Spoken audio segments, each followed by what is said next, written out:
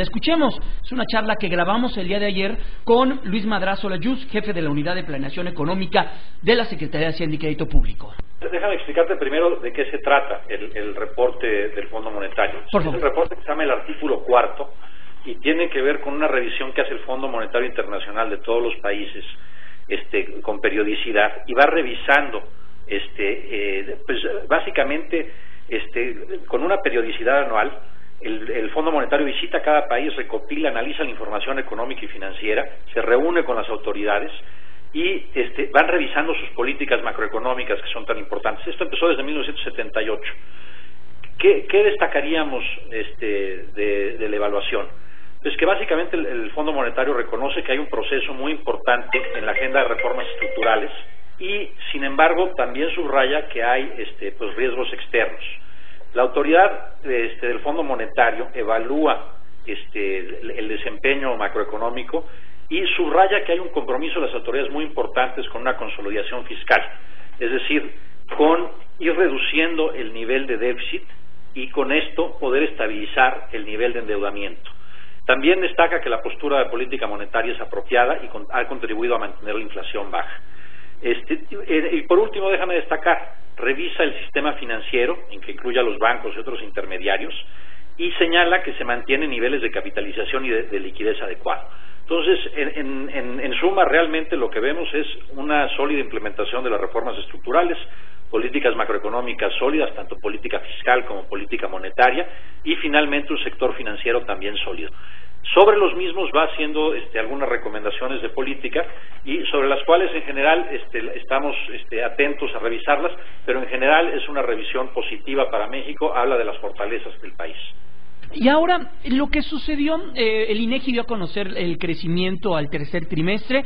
La economía mexicana, a pesar de lo que ha sucedido, se mantiene creciendo en niveles del 2%, pero se mantiene creciendo el empleo, se mantiene creciendo estos indicadores importantes. Luis, ustedes salen el miércoles con una previsión de crecimiento similar a la anterior, no modifican su crecimiento para 2016, incluso para 2017, y Banco de México sí hace esas modificaciones.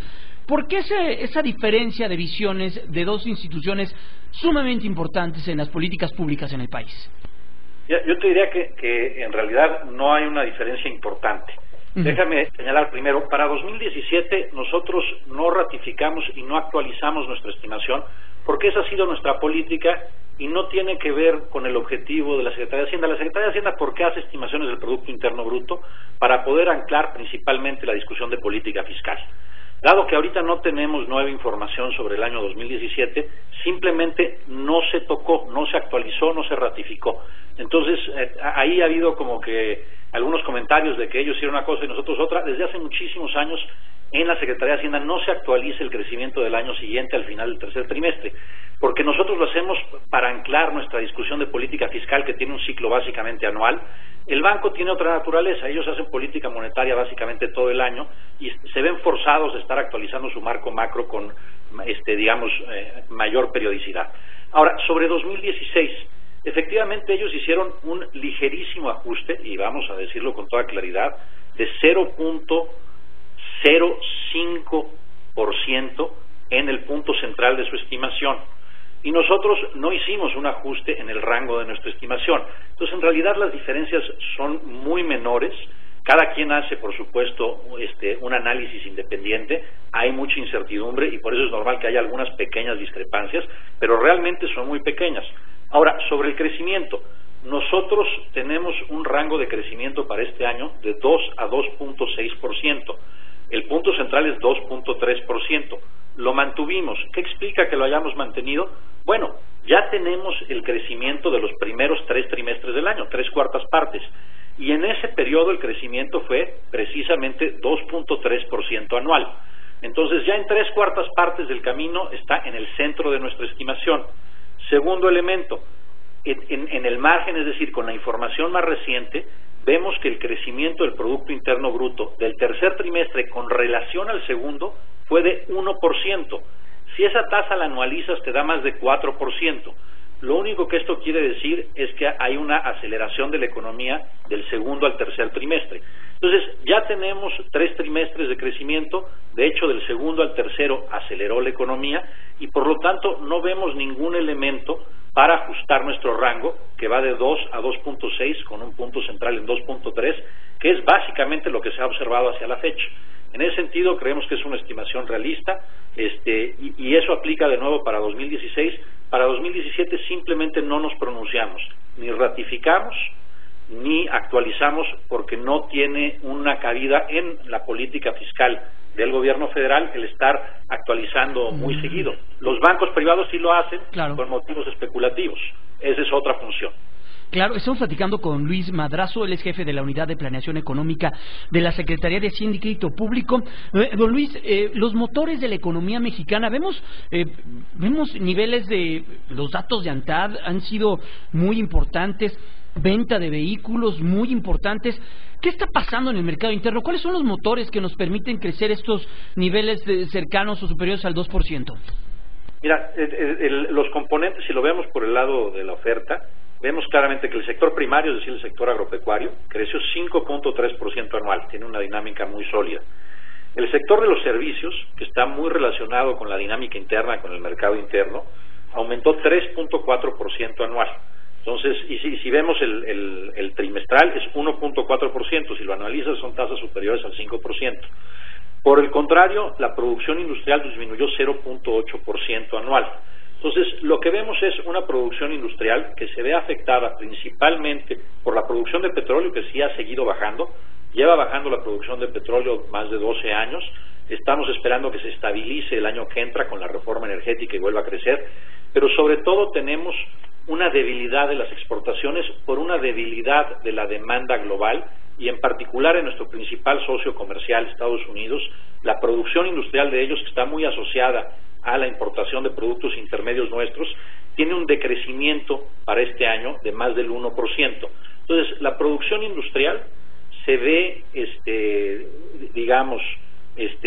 detenida por el contexto externo y el petróleo. La dinámica interna se ve muy sólida. Y entonces, si hacemos un ejercicio, por ejemplo, simplemente excluyendo la dinámica del petróleo, que más bien es un fenómeno geológico que va a cambiar con la reforma energética, vemos que el PIB en las actividades no petroleras creció 2.8% en el tercer trimestre.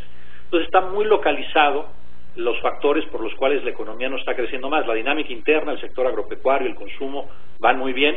La producción industrial y el petróleo se ven débiles. El petróleo estamos esperando que se estabilice el año que entra y después empiece a crecer. Esto es un cambio estructural muy importante que va a permitir detener la caída de la producción de petróleo. Y por el lado de Estados Unidos hemos visto una debilidad los últimos 2 años muy importante en su producción industrial. Hay señales de que empieza a recuperarse la producción en Estados Unidos y en ese sentido podría haber un impulso a las exportaciones mexicanas. Hemos visto algunas calificadoras internacionales, de las más importantes.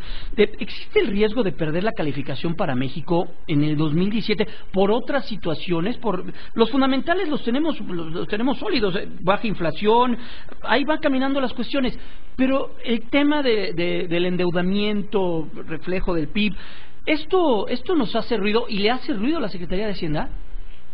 Mira, yo creo que las calificadoras son un observador más, pero son sin duda un observador muy cuidadoso del desempeño de la economía. Si me permite citar a una sin dar el nombre, en su último comunicado, donde efectivamente se dio una perspectiva negativa a la calificación. Hay que recordar que en esta administración se han subido la calificación de las 3 principales calificadoras y en el último año se ha ratificado esa calificación, pero en el caso de 2 de ellas sí se dio una perspectiva negativa. ¿Y qué dijeron cuando nos dieron una perspectiva negativa? Que veían un nivel de endeudamiento moderado, prudente, que veían autoridades tanto fiscales como monetarias comprometidas con mantener niveles bajos y estables de inflación por el lado del Banco de México y con reducir el déficit y estabilizar la deuda por el lado del gobierno federal. Sin embargo, veían, digamos, una presión más de largo plazo. Simplemente el crecimiento global y con ello el crecimiento mexicano ha sido menor a lo esperado en los últimos años. Ya mencionábamos la debilidad que hay en la producción industrial de Estados Unidos, que se empieza a minorar, pero que ha sido presente en los últimos años. Y por lo tanto, el nivel de endeudamiento sí ha seguido creciendo en los últimos años.